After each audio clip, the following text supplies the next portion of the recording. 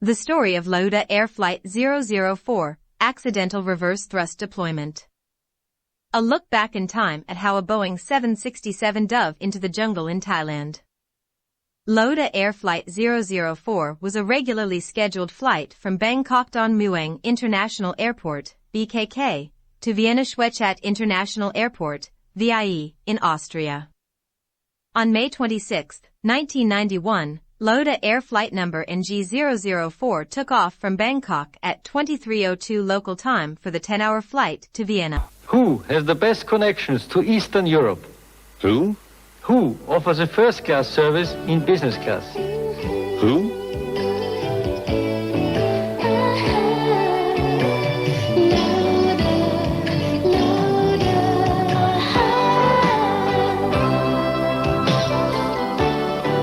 Fly Lauda. Service is our success.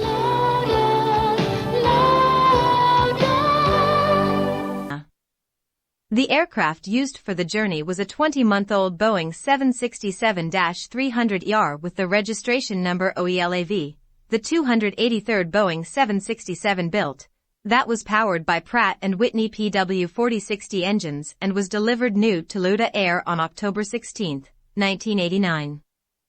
At the time of the incident, the number 2 engine had been in service since assembly of the airframe and had accumulated 7,444 hours and 1,133 cycles, whereas the number 1 engine, with the faulty thrust reverser, had been in service since October 3, 1990 and had accumulated 2,904 hours and 456 cycles. It was the deadliest aviation accident involving the Boeing 767, and the deadliest aviation accident in Thailand's history. The crash marked the 767's first fatal incident and third hull loss. Formula One World Motor Racing champion Niki Lauda, who founded and ran Lauda Air, was personally involved in the accident investigation. 48-year-old American Captain Thomas J. Welch and 48-year-old Austrian First Officer Joseph Thurner were in charge of the flight to the Austrian capital.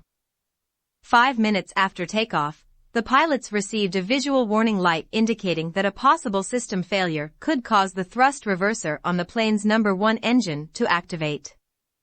Welch can be heard on the cockpit voice recorder saying, "That keeps coming on." The crew discussed the Rev ISLN indication for about 4.5 minutes, checked the aircraft's quick reference handbook before determining it was just an advisory, and took no further action.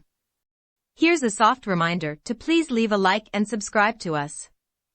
It will help us greatly in creating interesting content like this for you, and click the notification bell so you won't miss any future videos when we post new content. The pilots took no remedial action, possibly believing that the indication was false, but also with the knowledge that the 767 could stop with only one operational reverser. At 23:17, the number 1 engine reverser deployed while the plane was over mountainous jungle terrain in the border area between the Suphanburi and Uthai Thani provinces in Thailand, sending the aircraft into a sudden steep left dive. The cockpit voice recorder, CVR, recorded various alerts and a snapping sound along with Welch's last words, which were "Jesus Christ." Followed by "Here, wait a minute," and then, "Damn it." Several loud bangs then followed an increase in background noise. Because of the reverser design, the lift on the aircraft's left wing leading edge became disrupted because of the aerodynamic plume formed during the engine's rundown to idle thrust and resulted in a 25% loss of lift and an aerodynamic stall. The stress put on the aircraft by the sudden steep dive caused the right elevator to fail and break off, followed by the complete separation of the right horizontal stabilizer. In a vertical nosedive, the plane reached a speed of Mach 0.99, breaking the sound barrier as it hurtled toward the ground. According to eyewitness accounts, the right wing detached from the plane, causing a fireball before the aircraft exploded on impact.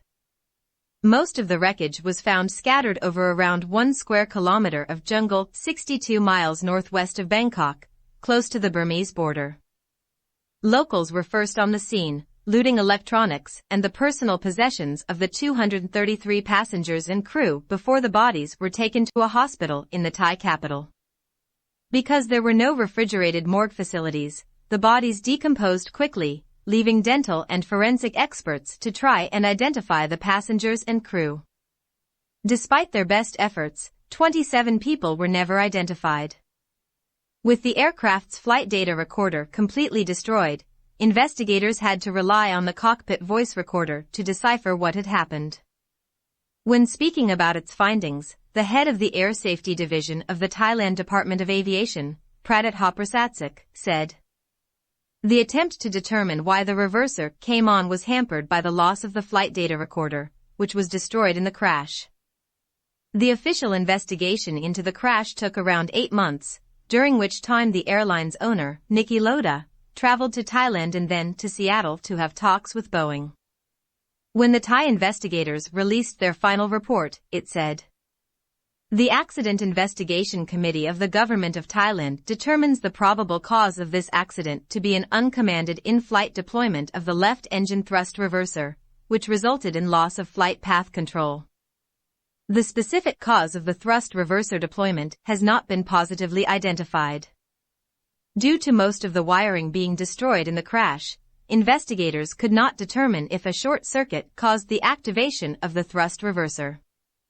Following simulator flights at Gatwick Airport in London, the deployment of the reverse thruster in flight was a survivable accident. This had Lauda saying that the reverse thruster could not be the sole reason for the crash. However, the accident report stated that the flight crew training simulators yielded erroneous results and that recovery from the loss of lift from the reverser deployment was uncontrollable for an unexpecting flight crew. Following the accident, Boeing modified aircraft so that the thrust reverser on planes could not be activated unless the main landing gear was deployed. Lauda stated, "What really annoyed me was Boeing's reaction once the cause was clear. Boeing did not want to say anything. He asked Boeing to fly the scenario in a simulator using data different to that which Lauda had employed in his tests at Gatwick Airport.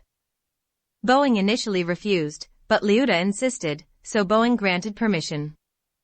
Lauda attempted the flight in the simulator 15 times, and in every instance, he was unable to recover.